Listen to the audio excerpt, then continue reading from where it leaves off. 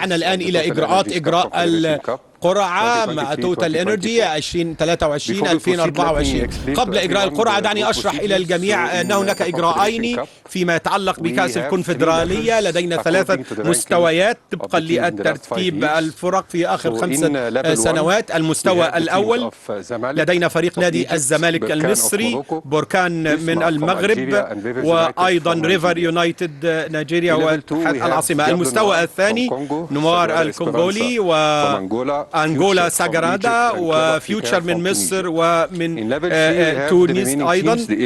هناك 8 فرق المتبقية، وهي عندنا دريمز من غانا، وغينيا، أبو سليم من ليبيا، استاد ماليان من مالي، استادي ماليان، وساوث أفريكا سوبر سبورت يونايتد. دعنا نبدأ بالمستوى الثالث. سنأخذ كرة من الكأس الثالث. الكرة ستكون في المستوى الرابع، ثم المجموعة الرابعة، ثم الكرات المتبقية إلى C3، ثم نتحرك إلى المستوى الثاني. تذهب الكرة إلى A2 B2 وC2 وG2، وفي النهاية المستوى الأول سيكون P1 T1. هل مستعدون كلابا لكي نبدأ الآن لتأخذ الكرة الأولى؟ وكما قلت ستذهب إلى المستوى الرابع E4. دعنا نأخذ الكرة الأولى.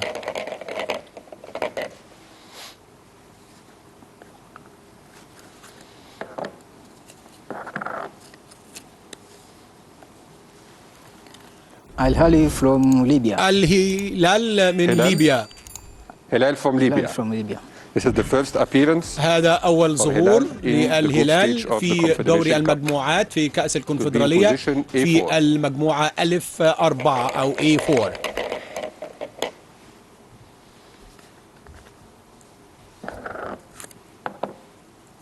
The second team will go الفريق الثاني E4. في المجموعة E4 أبو سليم من ليبيا. الآن لدينا فريقين من ليبيا. أبو سليم للظهور الأول في جروب دوري المجموعات سيكون في المجموعة الثانية B في المركز الرابع. الفريق الثالث ولا المستوى الثالث ABC لوبيتو من أنغولا، وفي المرة الأولى في دوري المجموعات سيكون في مجموعة C في المركز الرابع. وفي الرابع في المجموعة D سيكونيا يونايتد from South Africa. سيكونيا يونايتد من جنوب إفريقيا، وفي المجموعة دي في المركز الرابع والترتيب الرابع. ثم المستوى الثالث. دعنا نذهب إلى المركز الثالث في الأربعة مجموعات. سوبر سبورت يونايتد جنوب إفريقيا، وفي كان مجموعة ألف في 2017 سيكون الآن في المجموعة ألف في الترتيب الثالث.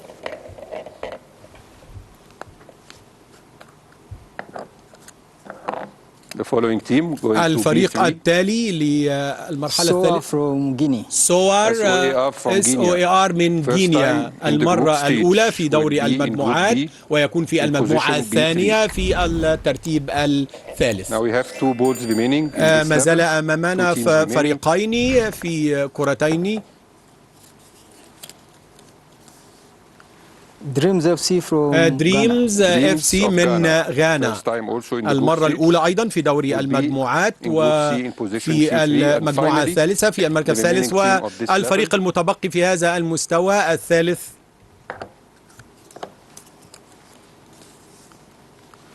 استاد ماليان من مالي، والفائزين بكأس الكونفدرالية في عام 2009، وهو في المجموعة دي في المركز التصنيف الثالث. عليك البقاء معنا أيضا ونتبع نفس الخطوات التي اتبعناها، ثم نقوم بالتصنيف أيضا للمركز أو الترتيب الثاني في 4 مجموعات.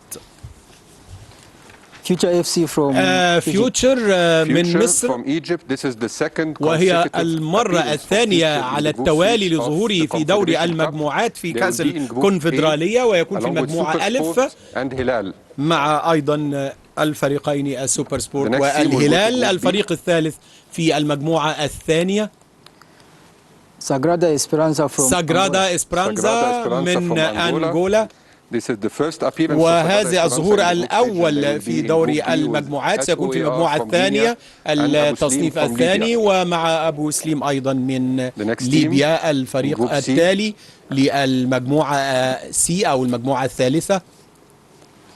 كلاب أفريكان من تونس، وفي عام 2011 ونصف النهائي في عام 2017 في المجموعة الثالثة مع ADC من لوبيتو وأنغولا وغانا أيضا.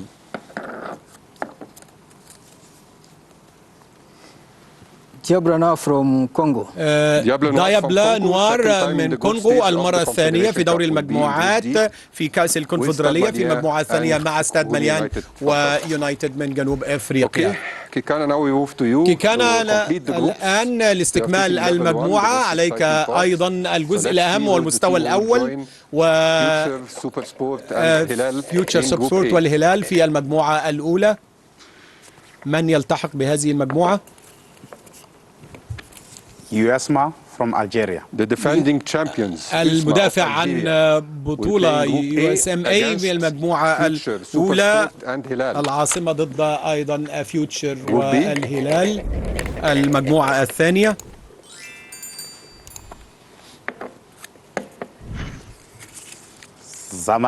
الزمالك المصري الفائز بالنسخة 2019 سيكون في المجموعة الثانية مع ساغرادا وSOAR وأبو سليم. الكرتين المتبقيتين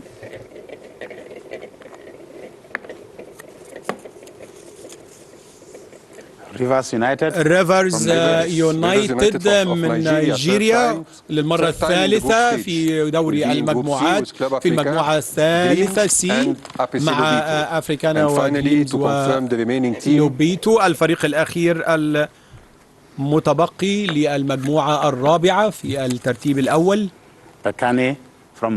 بركان بطل لهذا الاتحاد الكرة للكونفدرالية لمرتين، والآن يشارك في قمة أو على رأس المجموعة الرابعة. إعادة المجموعة الأولى لدينا وفيوتشر وسوبر سبورت والهلال. في المجموعة الثانية الزمالك ساغرادا SOAR أبو سليم. المجموعة الثالثة ريفر يونايتد كلاب أفريكان دريمز لوبيتو. والمجموعة الرابعة بركان ديابلا نوار ستاد مليان ويونايتد جنوب افريقيا.